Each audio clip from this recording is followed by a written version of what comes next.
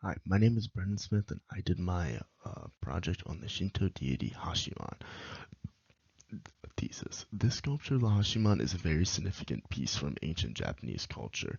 This piece is historically significant due to it blending Shinto religious beliefs and the military elite with Buddhist visual traditions to exemplify the samurai's growing political power during the Kamakura period. I think this should be learned in this course for because two major topics that were covered in this class is Buddhism and the art of the military elite. And this deity is directly tied to both cultures and beliefs. The military looked to him for guidance during the help in the war, while Buddhists saw him as a Bachivana protector of Buddhism, and credited him with the divine force of defending both Japan and Buddhist law from foreign invasion. The technique also used is wood block construction, which was a major aspect of ancient Japanese art, especially in this area, and we talked about it a lot during class. I knew I wanted to do my assignment on the Hashiman, and there's many sculptures you can do for it, but what made me pick this one in particular is it is shown in more of a Buddhist sense, which is rare and nice because it really was a big part of Buddhism despite being known as a god of war. Who is the Hachiman and why is he significant? The Hachiman is a major deity in Japanese culture and is a syncretic divinity of archery and war.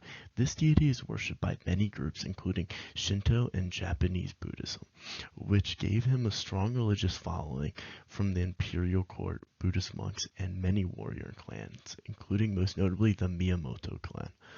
The blending of Shinto and Buddhism, known as Shinbutsu Shugo, allowed Hachiman to exist simultaneously as a Shinto kami and a Buddhist Bachivana. Hachiman's popularity peaked from the 12th to 14th century due to invasions of the Mongol Empire, which occurred twice, once in 1274 followed by more attacks in 1281. This threw Japan into war times, which would understandably make a god of war and protection more relevant to Japan's culture.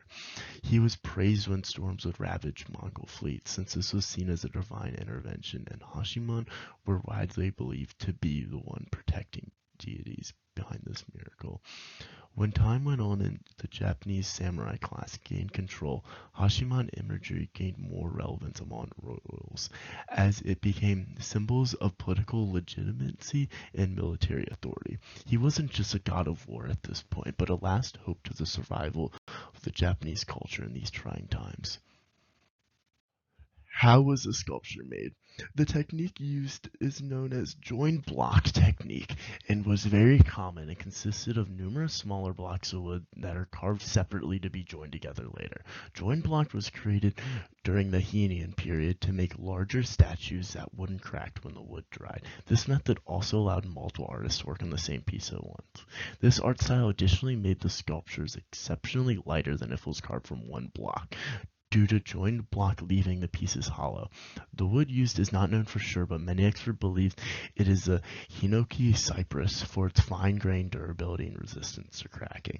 The group that made the statue is the regional Buddhist sculptor workshops and shrine temple production networks, who are heavily influenced by the key schools with its realism, joined block construction, and refined drapery and sculptural volume. Visual descriptions. This statue shows Hachiman in a calm, Zen-like posture with the Buddhist robe. This statue is an outlier from most Hachiman statues. Typically, the Hachiman is shown in more of an authoritative and militarized sense to complement the nature of the Hachiman deity. The seated Hachiman conveys power through calm spiritual authority rather than physical action. The sculpture is symmetrical with the figure in a seated pose, often associated with meditation and spiritual calm. The face of this Hachiman depicts calm eyebrows showing emotional control. The eyes show inner contemplation instead of outward engagement, and the mouth is small and closed, revealing a self-retaining tone.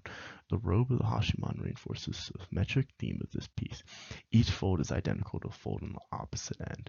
The hands are in a calm, reflective pose, signifying a ritual significance rather than physical actions. The legs are in a flat seated position, showing this is not a moment in the Hachiman's life, but a day-to-day religious or reflective practice. The surface shows sign of age and material change, with visible wood grain where earlier pigment has worn away.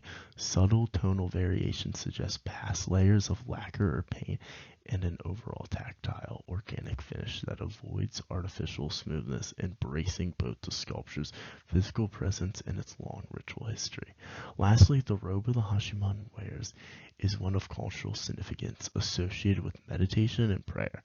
Overall, this piece represents a meditative practice with the mood being reinforced by symmetrical design, calm facial expressions, and its ceremonial attire.